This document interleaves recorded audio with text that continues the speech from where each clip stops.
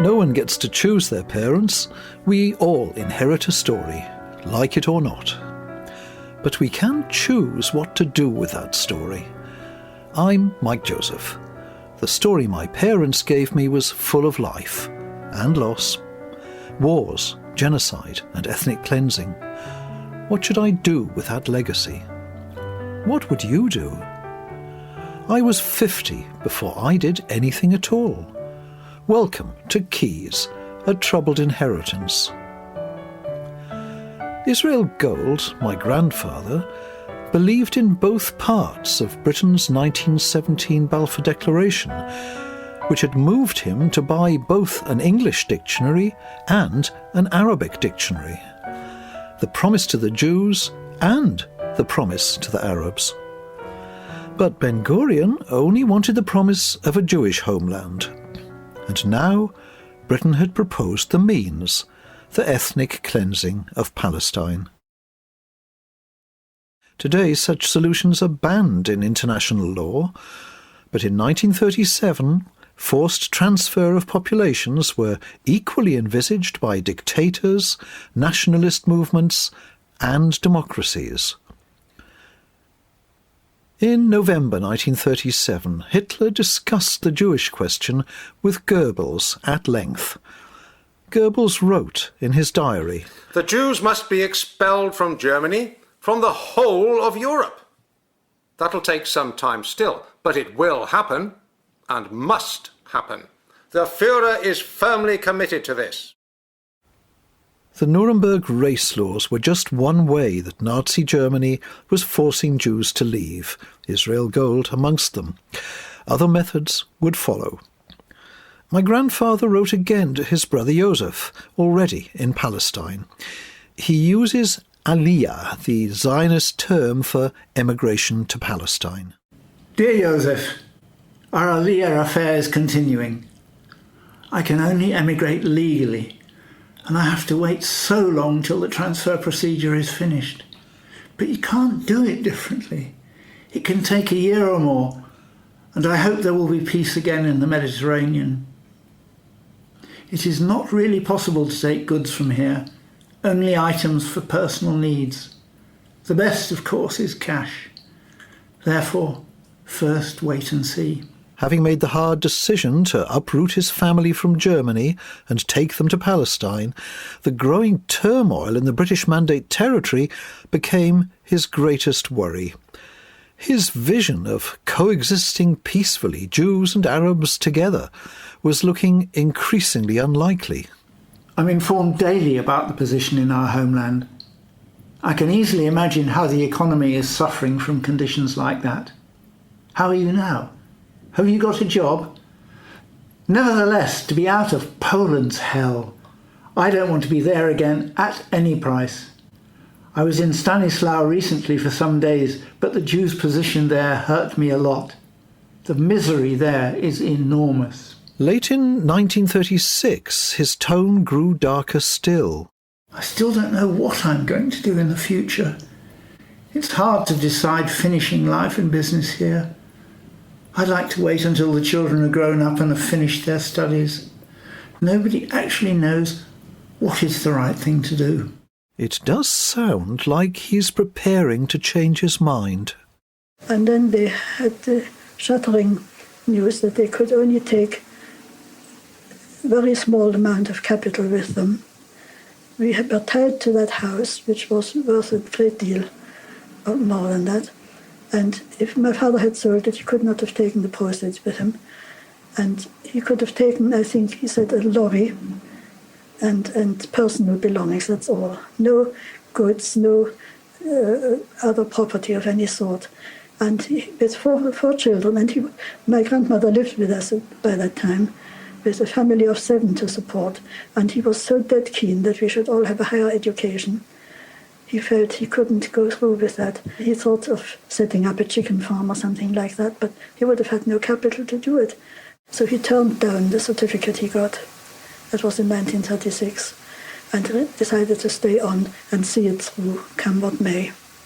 And do you remember having... It was the most tragic mistake he ever made, but under the circumstances he couldn't do anything else. And was there a family discussion about it? Do you remember that or not? I suppose he discussed it with my mother, obviously.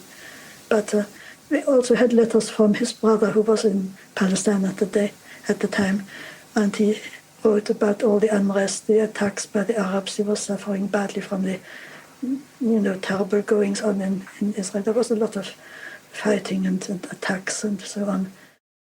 Having decided to abandon emigration to Palestine, there's a new tone in Israel Gold's letters to his brother in Palestine. It's a great pity that the Jews have taken their galut manners into the Holy Land. A Zionist has to wish that our country will be developed in another way. It's a shame that the land of Israel has towns full of traders, brokers, and perhaps exploiters and swindlers. Hopefully our growing youth will become different. It's as if, having turned down Palestine, Israel Gold felt able to criticise something about the growing Jewish community there. And his language is disturbingly similar to that of the Pope's advisor, Monsignor Giuseppe Di Meglio. Until recently, Jews have not been eager to go to Palestine, while among Christians they found it easy to make profits. If, on the contrary, all and only the Jews come together, one has an enormous gathering in of swindlers, while lacking those to be swindled. Classic anti-Semitic victim-blaming there from Monsignor Di Meglio, who knew what he was talking about. Where the Pope ruled, the Jews were enclosed in ghettos, a medieval exclusion which survived in Rome until 1870, within living memory of the Di Meglios of that world. So what led Israel Gold to use similar language to an anti-Semitic papal advisor? We need to hear the words of Zionist leader Ben-Gurion. He also lamented those who at that time were abusively called Hitler Zionists, Jews fleeing to Palestine from Germany for refuge, not for any Zionist purpose, still fixed in their city ways, indifferent to the task of building a new country. Ben-Gurion called them land speculators and usurers, and those who live off the labour of others, Luftmenschen, impractical dreamers, eager to speculate, living in the air, dangling, sterile, and parasitic. So, who needs Di Meglio when you can have Ben-Gurion, the future Israeli Prime Minister? Ben-Gurion uses classic anti-Semitic defamation to characterise the old Jews of the diaspora and the ghetto, forced to find survival on the edge of society in the niches where they had been driven for centuries by Christian Europe. Ben-Gurion's drive was to found a state through the sweat of new Jews, toiling on the land, defending the settlements, young, tall, blue-eyed farmers and fighters. A new land would make new Jews. And this came along with Ben-Gurion's insistence that the purpose of Zionism was not to rescue Jews from destruction, but to save the Hebrew nation in its land. To this end, he demanded that Zionist immigration priorities selected pioneers over immigrants, young people over old, those who come to give to the country, not to take from it. Israel Gold must have feared that at 43 years old, without a practical trade, and with no clear way to support his family of 6 in a raw settler society, he too might become a burden on the future state. By contrast, even in 1938, after 5 years of Nazi rule, the facts of Israel Gold's life in Germany remained positive. His family's home was safe, bought 14 years earlier, a secure home for his wife, his mother-in-law, and 4 children, with extra income from the tenants. The children's education continued, now in Jewish schools. Lily was the first in her school to pass the Abitur, Germany's school-leaving certificate, opening access to higher education.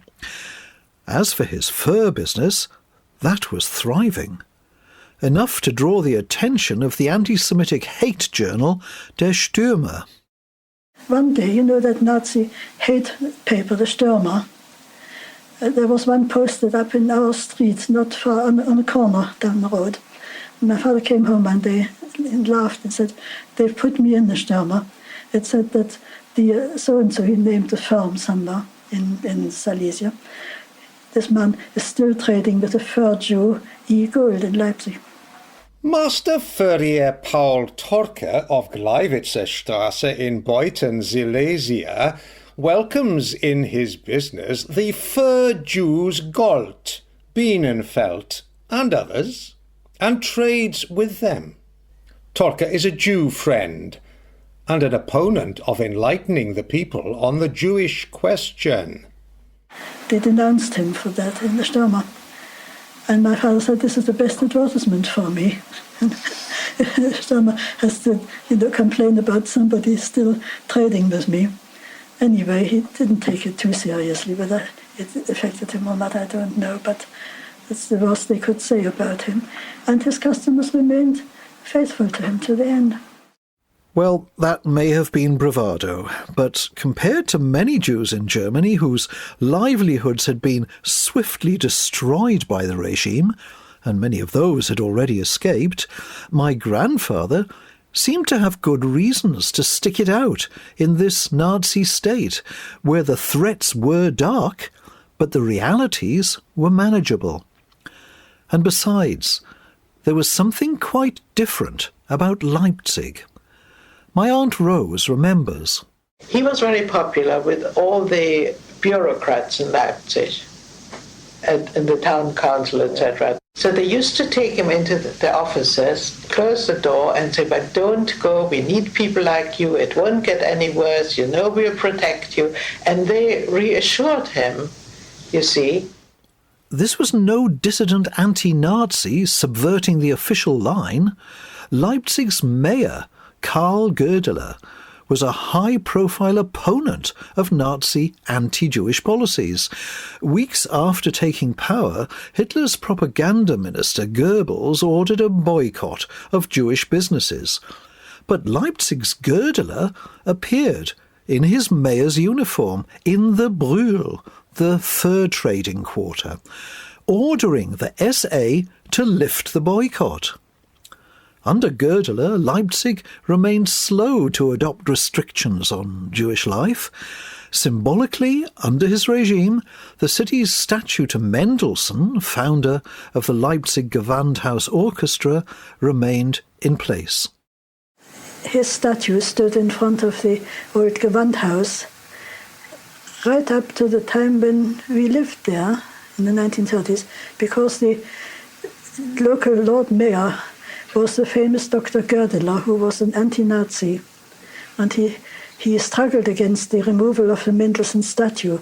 The Nazis, of course, would have removed it right away, like they removed every Jewish artist and every Jewish memorial from public life, you know. Girdler knew that to defend Jews was to defend Leipzig's economy, its cultural status, and the international reputation of the trade fair. Hitler also knew that by appointing Girdler in 1934 as his price commissioner, a job that Girdler had done well under earlier regimes, Germany would be protected from the return of hyperinflation, which could so easily threaten the Hitler regime. So, there was a chain of protection for Leipzig's Jews that led, ultimately, to Hitler. But the chain snapped in March 1937, when Leipzig Nazis outmaneuvered Girdler, who resigned to become a leading anti-Hitler plotter. And this is what I resent so much, that they encouraged him, wanted him to stay, and it would have been difficult to go out and start afresh somewhere with all that responsibility when there was a possibility that things would improve or not get worse. And this is where he stayed. You see, they reassured him. They really, encouraged him to stay on. And yet, Israel Gold's other priority, his children's education, continued to go well. Here's a young Lily writing to a former boyfriend in late 1939. Now, about me. I came here in June on a trainee permit after the worst and craziest half year of my life in Poland. I don't know if you were aware that after graduation I decided to study medicine, and I'd already enrolled in Bologna. Anyway, the race laws in Italy and then our sudden expulsion to Poland thwarted all that. Lily did not often understate her case, but for once you might miss the point of her news about Bologna, the world's oldest continuously operating university. In 1732, Bologna had awarded a doctorate to Laura Bassi, the world's first woman to gain a science PhD. Bassi then became the first woman in the world appointed to a chair of physics. Now Lily would be the first in her family to have a university education. She would escape the nightmare of Nazi Germany to study medicine in Italy, at Bologna. It would be life-changing. And my parents had booked me accommodation with one of the professors of the university. I was to stay with them. And I had started Italian lessons with a private tutor to learn some Italian. My father also learned Italian from a dictionary. I think he knew more than I did. But in the summer of 1938, Mussolini gave in to Hitler's pressure and brought in race laws. The Italians suddenly made a decree that no foreign students may come there any longer to study. I was so set on my medical career. Anyway, all that came to nothing. We were not allowed to leave Leipzig, and the next few months were really depressing. We were at our wits' end what to do. And then Britain and the USA agreed to stop embarrassing each other, to admit more Jewish refugees. Britain would stop demanding America open its doors to Jews from Europe, and the US would stop pressing Britain to allow increased Jewish immigration to Palestine. Instead, they called an international conference at Evian in France to urge the rest of the world to step up to the plate. Based on this diplomatic chicanery by the UK and the USA, the Evian Conference failed spectacularly. Canada's Premier, Mackenzie King, warned that Jews might create a new problem here and lead to intermixture of foreign strains of blood. He sent a delegate only after assurances that no action would be expected. Australia said, "As we have no real racial problem, we are not desirous of importing one." Only the Dominican Republic agreed to accept refugees. Hitler saw in Evian that the world lacked the will to save Jews, and that gave him a free hand to do as he wished. Lily understood Evian as a great disaster for the Jews, which cleared the way for the imminent disaster for her family. She did not understand that Zionism saw Evian's failure as a political success. If the world opened its borders to Jewish refugees, that would fatally undermine the case for Jewish settlement in Palestine. For this reason, the Zionist movement, through the words and deeds of Ben-Gurion, Chaim Weizmann and Golda Meir, worked explicitly for the failure of Evian. These are Ben-Gurion's words. "I do not know if the conference will open the gates of other countries, but I am afraid it might cause tremendous harm to the land of Israel and Zionism. Like every Jew, I am interested in saving all Jews everywhere where that is possible, but nothing takes priority over saving the Hebrew nation in its land. Our main task is to reduce the harm, the danger, and the disaster. And the more we emphasize the terrible distress of the Jewish masses in Germany, Poland, and Romania, the more damage we shall cause.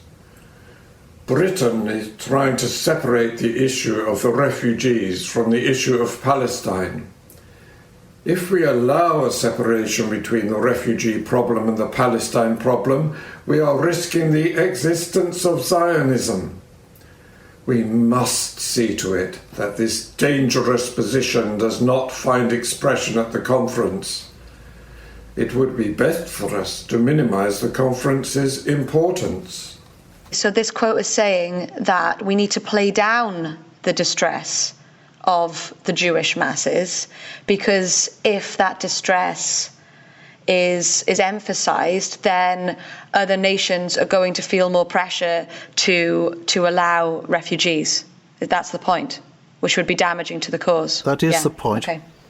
That is absolutely the point, and it describes exactly the way in which he saw that the Zionist representatives at Evian could actually move things in the direction they wanted, namely by shutting up. Yeah, I mean, it's shocking, isn't it? Talk about realpolitik. It couldn't be more closer to the bone. He's talking about his own people, in literally his own families back in Central Europe. He's not denying that they're in jeopardy. He knows they are. He is saying we have to choose. We cannot save the Jews of Europe, but what we have to do is to save a future Jewish state. To say we should not scream as loud as we can that now is the time to act, to intervene, to do whatever we humanly can. Yeah. He's saying we're not going to do that. We're going to stay quiet. And we can rely, and the implication is, we can rely on the prevailing anti-refugee and anti-Semitic atmosphere in the world to do the rest of the job for us. We want Jewish refugees to come to Palestine and nowhere else. Lily was a Zionist, and if she knew that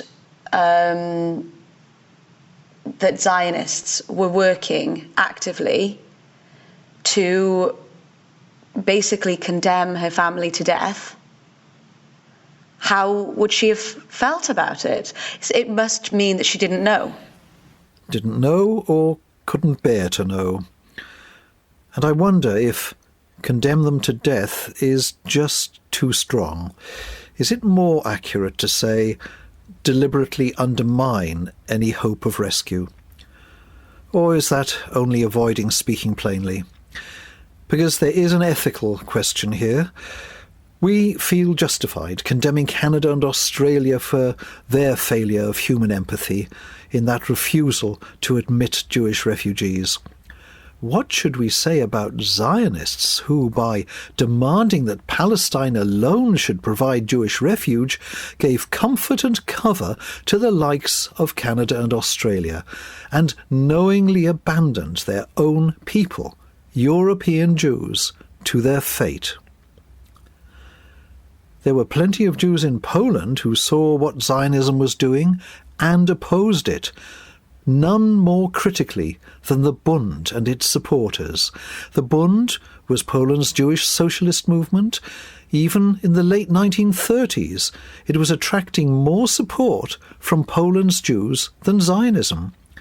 After the Evian Conference's failure to rescue Jews, Bund leader Henrik Ehrlich wrote this: Zionism has become an ally of anti-Semitism. The worsening situation of the Jews throughout the world is exploited by the Zionists. The Zionists regard themselves as second-class citizens in Poland. Their aim is to be first-class citizens in Palestine and make the Arabs second-class citizens. The Bund, therefore, cannot see the Zionists as partners in the struggle against the reactionary forces in Poland. Henrik Ehrlich points to another question.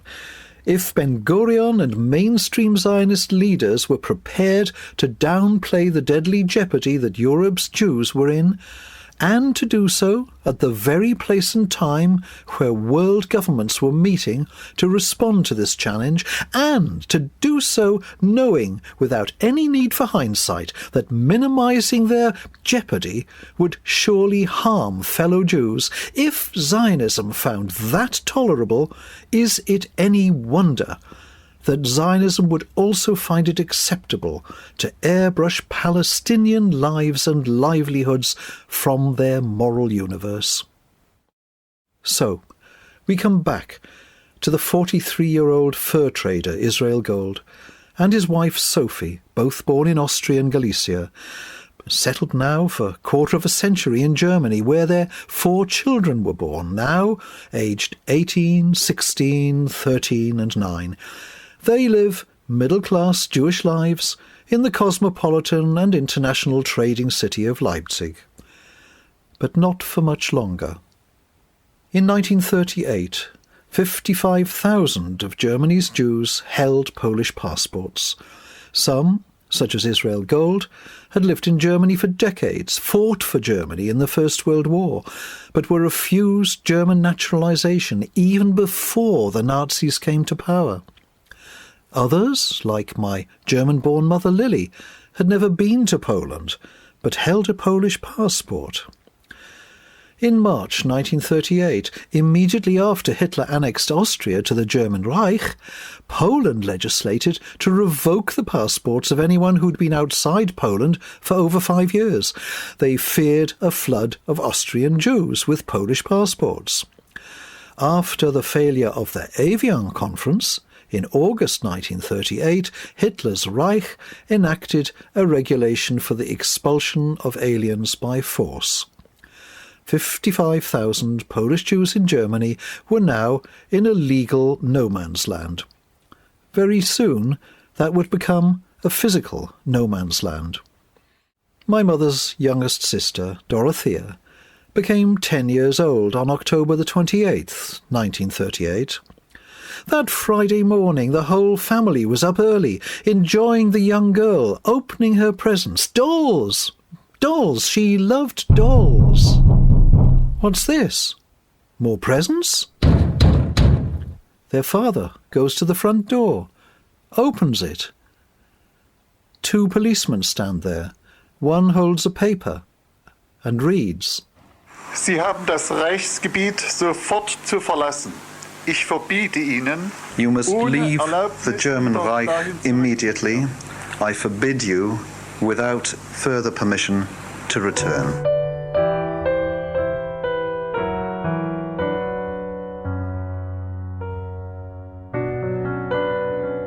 The Gold family will not be going to Palestine. They will not be staying in Germany. They will be marched to the border and forced over into Poland. Nevertheless, to be out of Poland's hell, I don't want to be there again at any price. You've been listening to Keys, A Troubled Inheritance. And this was episode 8. There's information on the whole series and upcoming episodes at mikejoseph.wales. We hope you join us next time.